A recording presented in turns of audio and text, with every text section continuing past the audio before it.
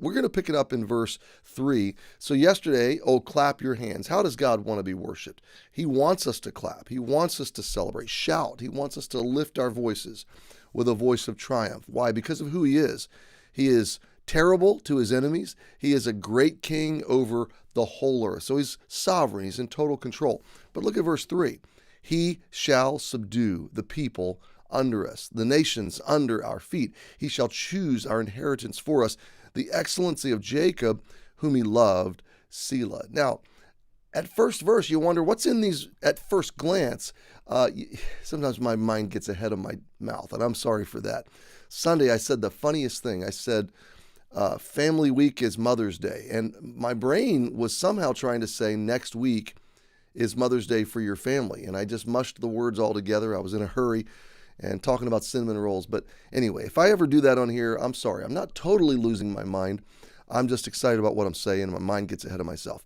He shall subdue the people under us and the nations under our feet. What's there for me? What's there for you? Well, let me start by saying what's not there for us, okay? Excuse me. This is not a verse about dominionism. Now, this is where the nation of Israel took these kinds of verses, not just nationalism, like we love our nation and our country, but dominionism, like we're going to rule the whole earth. We are the Jews, we are the nation of Israel, we are God's people, and he's promised us that we're going to control everything, okay? So we're not talking about dominionism. And in fact, there's an entire strand of theology that takes what Israel did with their nationalistic pride and exploded into idolatry. We want to rule the earth. And it does that to Christianity. It perverts the teaching of the Bible into what's called Christian dominionism. That is the root of Catholicism, but it's not just the root of Catholicism, it's the root of other strands of Christian theology, unbiblical Christian quote-unquote theology, that says, we're going to rule, we're going to take over. Let me back up for a minute. We are going to rule and reign with Jesus, okay? So that's not what I'm talking about. I'm talking about the idea that as Christians, we're going to just take over. Because let me tell you another not so distant strand of this theology is that we're going to bring in the kingdom, okay? Waiting for Christ to set up his kingdom is biblical.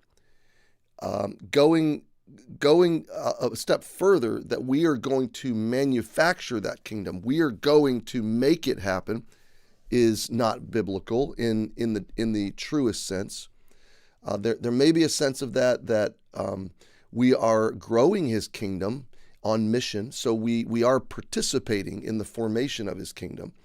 But in a political sense, in a social sense, we're not the architects or the executors of that kingdom. Okay, Jesus is the architect. I'm going to prepare a place for you. Okay, I will come again, and he is the executor.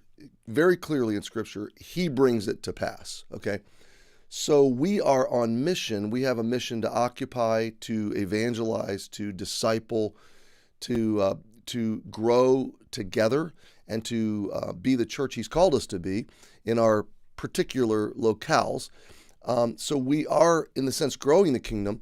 We're not bringing it in. We're certainly not manufacturing it in terms of political operation, okay? And that's where the big line is.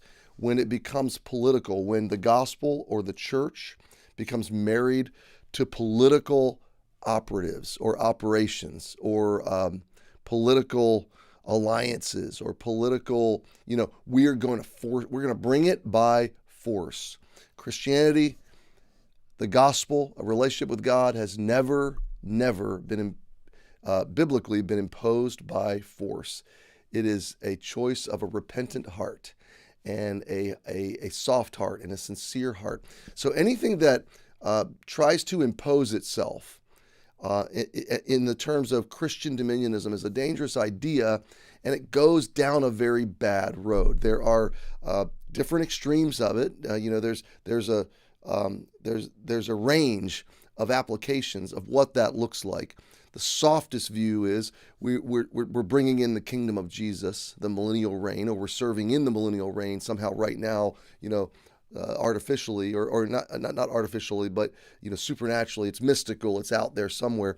The hard-edged, the more dangerous version of it is we're going to bring it through political operation and takeover. We're like a Christian takeover. That's not God's idea, and that's an unbiblical thought. So, okay, I'm getting into the weeds a little bit, but let's go back to this verse. He shall subdue the people under us, the nations under our feet. What is the sense of that? Well, in the original authorship of this, it would have been simply that God brought this great victory of wiping out the army of the Assyrians for the nation of Israel, rescuing them when they had no hope. So he literally just imposed his will, just like I'm talking about that Jesus will do. He dropped the enemies and subdued them and brought the nations that were rising up against his people under subjection. He defeated them. So that's the historical sense of it. Again, Israel perverted the real idea. What is the real idea for us today? That God is sovereign, that he's a king, that he's a conqueror, that he's a hero, that he's going to save us from everything that threatens us. He will subdue all of our enemies as Christians. He will subdue ultimately the whole earth, and he will bring the whole earth under his reign and his will and his sovereign conclusion to time and space. So he will subdue. Now, what is the more up close, personal sense of it? And this is important, friend. It means that as you go through your day, you can trust that God's in control. And don't try to take things into your hands. Follow him. Trust him. Let him subdue your circumstances. Let him subdue your own spirit, your own attitude. Let him subdue the challenges that rise up against you. Let him subdue the enemies that threaten you. Don't take matters into your own hands in terms of vengeance, in terms of doing what you think is just. Don't take justice into your own hands. Let God fight your battle. That's the real sense of it for us. And then verse 4, and I'll be quick, he shall choose our inheritance for us. I love that because the idea here is, well, the excellency of Jacob. Jacob is usually in the Old Testament, sometimes in Genesis, it's a reference to a person, okay? But most of the rest of the Old Testament, or New Testament for that matter, Jacob is a reference to the nation, okay? Because Jacob's name was turned into Israel. Then he had a family, and that family became the nation of Israel by God's promise. So Jacob is a nickname for the nation of Israel. Like we say the United States of America, and we might say the USA or America.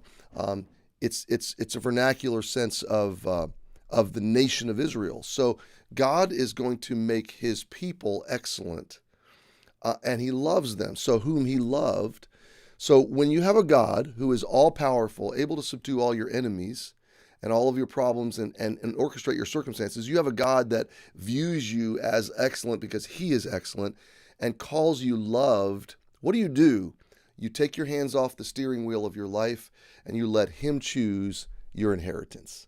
Now, there's a big concept there, but our inheritance, we don't really have any control over. We are born into it, and we really receive it. And so God has a big inheritance for you, my friend. And the sense of this is you step back and you trust God's determination for you, not just your eternal inheritance, but your lot in life, your circumstances, your path, your story. Really what you've received in life, you've received from him. So trust him with it. Let him choose your path. Let him choose your sustenance. Let him choose your story. Let him write your story, and let him bless you with the inheritance that he has given you. Why? Because he's good. He loves you, and he knows what is best for you, and it's going to be better than you can imagine. My friend, these are some great verses. Good things for you to think about today. I'm not going to take matters into my own hand because God can subdue anything in my life that he wants to. And I'm not going to strive to take care of myself because God will choose my inheritance and he will be better to me than I would be to myself. Happy Wednesday. Hope to see you tonight at groups. And if not, we'll see you tomorrow.